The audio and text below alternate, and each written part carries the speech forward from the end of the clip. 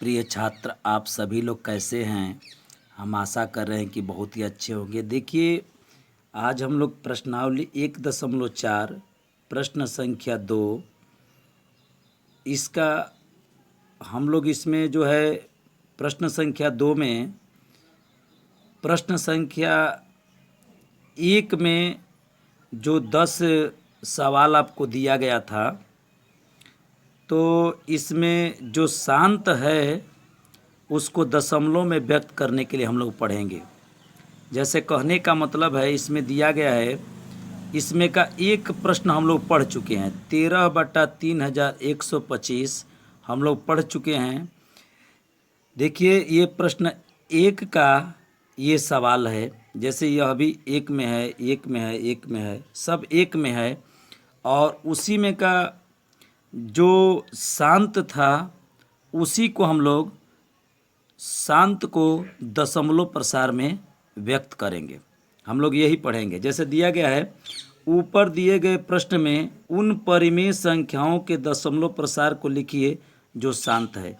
देखिए, दूसरा जो किताब का प्रश्न निकालेंगे तो उसमें बस ऐसे ही हिंदी लिख करके छोड़ दिया है, उसमें कुछ लिखा नहीं है, ऐसे हिंदी लिख करके छोड़ दिया है। और ऊपर दिया गया है कि प्रश्न में, तो देखिए यह जो मैं बात लिखा हूँ ये प्रश्न संख्या 1 का है। 1 में हमको यह छांटना था कि कौन शांत है और कौन अशांत आवर्ती है। तो उसमें हम सबसे पहले छोटा बनाते थे, उसका नियम बताए हैं। उसके बाद हर का खंड कर देते थे। यदि हर के खंड में 2 आ जाता था तो शांत हो जाता था। अगर 5 भी आता था तो शांत होता था। और 2 और 5 दोनों आता था तो भी शांत होता था। तो इसमें का हम लोग पहला पढ़ चुके हैं।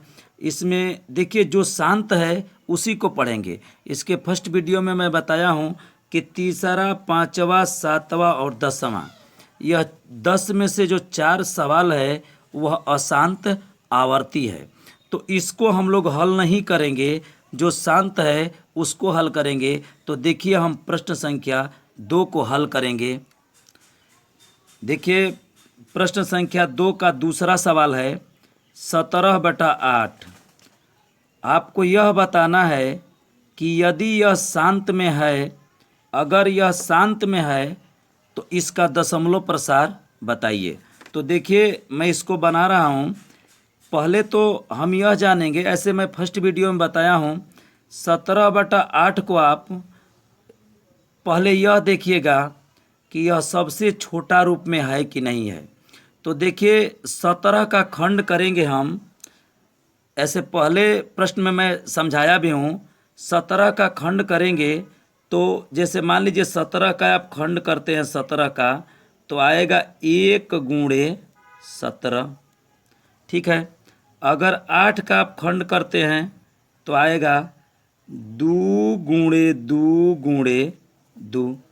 अब यह बताइए कि 17/8 जो है, 17 और 8 इसके खंड में यदि उभयनिष्ठ गुणनखंड 1 हो जाएगा तो यह सबसे छोटा रूप में होगा। ये तो बात निश्चित है। तो देखिए, हम देख रहे हैं 17 के खंड में 1 गुणे 17 है और 8 के खंड में 2 गुणे 2 गुणे 2 है। तो इसमें 17 है, 17 वाले खंड में 17 है, लेकिन 8 वाले खंड में देखिए कहीं पर भी 17 नहीं है, ठीक है। अब देखिए, 8 वाले खंड में 2 है, लेकिन 17 वाले खंड में कहीं पर 2 नहीं है। एक तो मैं ऐसे ही लिख दिया, तो एक जब इसमें लिख दिया तो इस 8 के खंड में भी 1 गुणे हम 8 लिख सकते हैं, क्योंकि इसमें किसी प्रकार का कोई अंतर नहीं होगा, क्योंकि एक जो है किसी भी संख्या का खंड होता है। तो बताइए, इसका उभयनिष्ठ गुण तब लिखिएगा जब उभयनिष्ठ गुणनखंड कुछ भी आपको पता नहीं चले। तो बताइए, इन दोनों का उभयनिष्ठ गुणनखंड क्या हो गया? 1 हो गया। तो बताइए, 17/8 का उभयनिष्ठ गुणनखंड 1 हो गया। इसका मतलब यह साबित हो गया कि यह अपने सबसे छोटे रूप में है। तो अब क्या करेंगे? देखिए, 17/8, 17/8, अब इसके हर का आप खंड कर दीजिए। क्या करिए, तो हर का खंड करेंगे तो देखिए मैं बता रहा हूँ, 2 × 2 × 2, यहाँ पर ऐसे बराबर लिख दीजिए।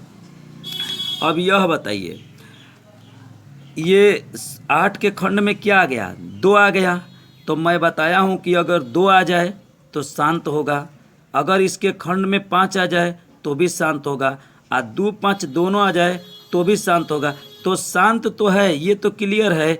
तो हम क्या करेंगे, इसको दशमलव में व्यक्त कर देना है, इसका दशमलव प्रसार कर देना है।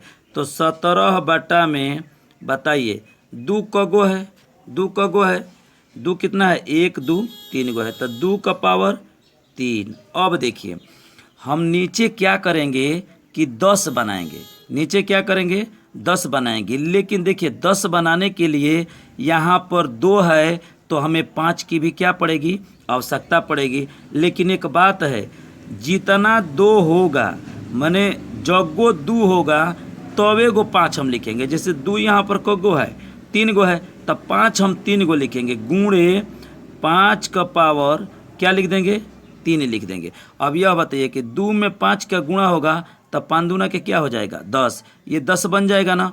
लेकिन बात है कि अपने से हम 5 के पावर 3 कर दिए, इसको मैं अपने से लिख दिया तो इसके मान में अंतर हो जाएगा।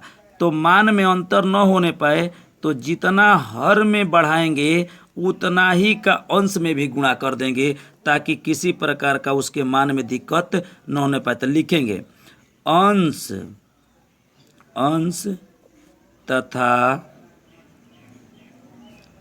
हर में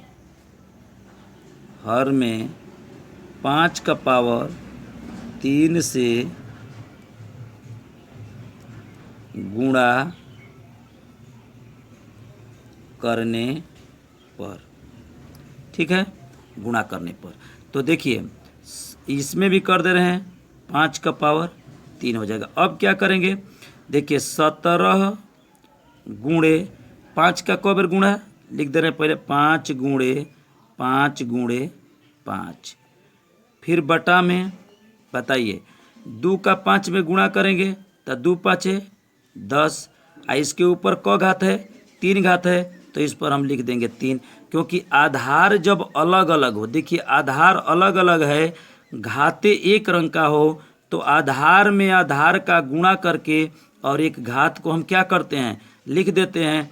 तो इस प्रकार से यह 10 का पावर 3 हो गया। अब क्या करेंगे, देखिए 17 गुणे 5 में 5 का गुणा करेंगे, फिर 5 का, तो 5 5 25, 25 में 5 का गुणा करेंगे 100 क्या हो जाएगा 25 बटा में। अब इसको देखिए 10 के ऊपर क है, 10 के ऊपर 3 है, इसका मतलब देखिए 10 के ऊपर जो घात रहेगा 1 के ऊपर उतना ही जीरो लिखेंगे, आप 1 लिख दीजिए, ठीक। अब बताइए क घात है, 3 घात है ना, तो इस पर 3 को जीरो, 1 2 और 3 जीरो। अब यह 10 का पावर 3 जो है वह 1000 हो गया, ठीक है। अब एक बार और करते हैं, 17 में जब 125 का आप गुणा करेंगे ना तो जानते हैं कितना आएगा, 2125 आएगा। आप गुणा कर लीजिएगा, 17 में 125 का गुणा करेंगे और बटा में 1000, ठीक है। अब देखिए क्या करते हैं, यह बताइए कि इसके बराबर, अब यह जो ऊपर वाला अंक है उसको उतार दीजिए आप यहाँ पर 2125। अब बताइए कगो जीरो है नीचे, देखिए इधर से गिनिए 1 2 3, 1 पर कगो जीरो है, 3 गो, तो इधर से 3 अंक पर, दाएं दिशा से 3 अंक पर दशमलव लगा दीजिए, क्योंकि 3 जीरो था तो इधर से 3 अंक पर दशमलव लगाएंगे, 1 2 3, तो यहाँ पर लगेगा, ठीक है ना, 2.125। तो अब आप उत्तर में लिख देंगे, अब उत्तर में आप लिख देंगे आंसर में, ठीक है ना, लिख देंगे कि 17 बटा में 8 का दशमलव प्रसार 2.125 होगा।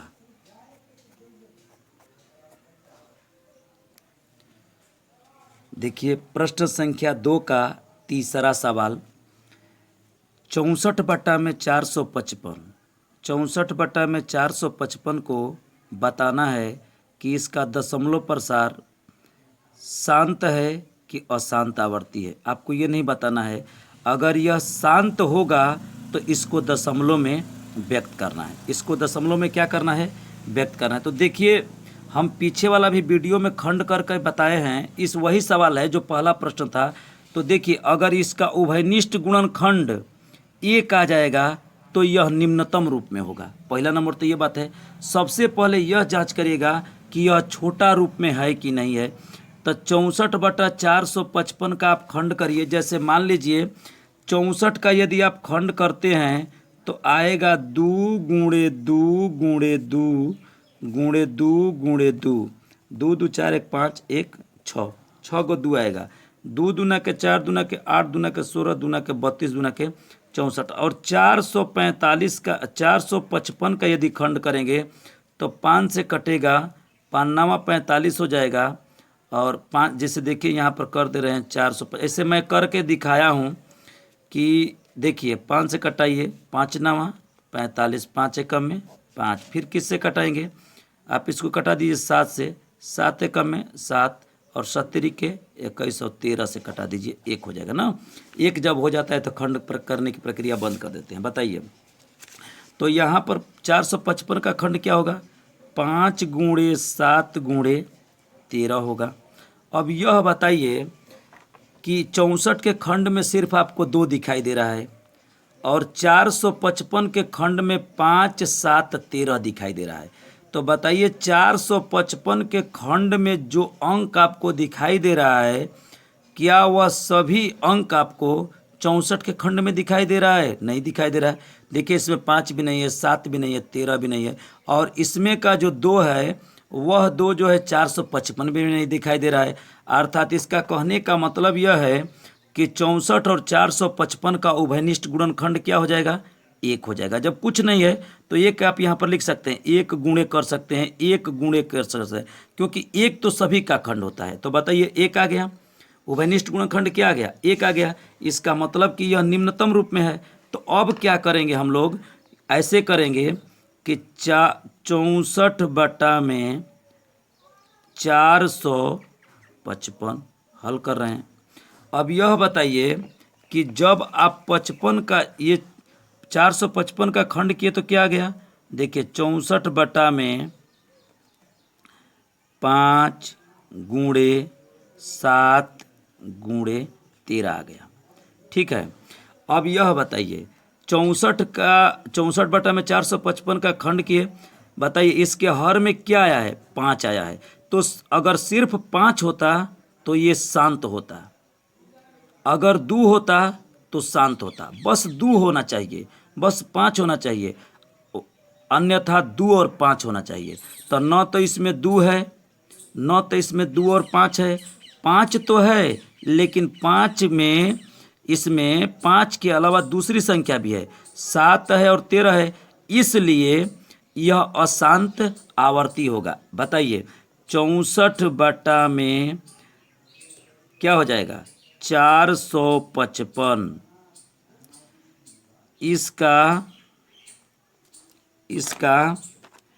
इसका क्या लिखेंगे, इसका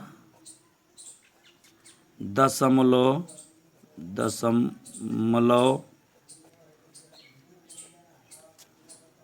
प्रसार अशांत आवर्ती होगा, तो ये बताइए जब अशांत आवर्ती होगा तो इसको दशमलव में नहीं बदलना है। देखिए उसी को हमको दशमलव में बदलना है जो शांत होगा, जो शांत होगा उसको बदलेंगे। तो नेक्स्ट इस तरह से अगले प्रश्न का मैं अगला वीडियो बना करके आपको बताऊंगा। अब चौथा प्रश्न इसमें बनाएंगे, प्रश्न संख्या 2 का। तो मैं अब इसको बंद कर रहा हूं। देखिए